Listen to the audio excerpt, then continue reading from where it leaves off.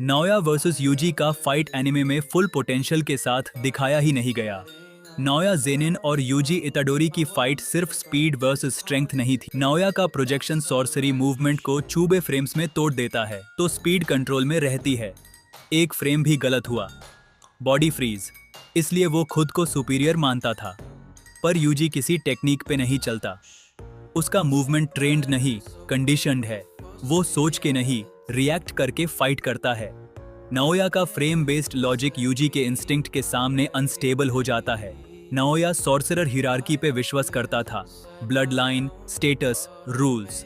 UG सिर्फ एक चीज फॉलो करता है, सर्वाइव और हिट बैक। इसलिए ये फाइट टेक्निक का लॉस नहीं था, ये माइंडसेट का लॉस था। नाओया परफेक्ट सिस्टम था, यूजी उस सिस्टम के बाहर का वेरिएबल। नाओया वर्सेस यूजी का फाइट एनिमे में फुल पोटेंशियल के साथ दिखाया ही नहीं गया। नाओया जेनिन और यूजी इताडोरी की फाइट सिर्फ स्पीड वर्सेस स्ट्रेंथ नहीं थी। नाओया का प्रोजेक्शन सॉर्सरी मूवमेंट को चूबे फ्रेम्स में तोड़ देता है तो स्पीड कंट्रोल में रहती है। एक फ्रेम भी गलत हुआ, बॉडी फ्रीज, इसलिए वो खुद को सुपीरियर मानता था। पर यूजी किसी टेक्निक पे नहीं चलता। उसका मूवमेंट ट्रेंड नहीं, कंडीशनड है। वो सोच के नहीं, रिएक्ट करके फाइट करता है। नाओया का फ्रेम बेस्ड लॉजिक यूजी के इंस्टिंक्ट के सामने अनस्टेबल हो जाता है। नाओया सॉर्सरर हिरार्की पे विश्वास करता था, ब्लड लाइन, स्टेटस, रूल्स।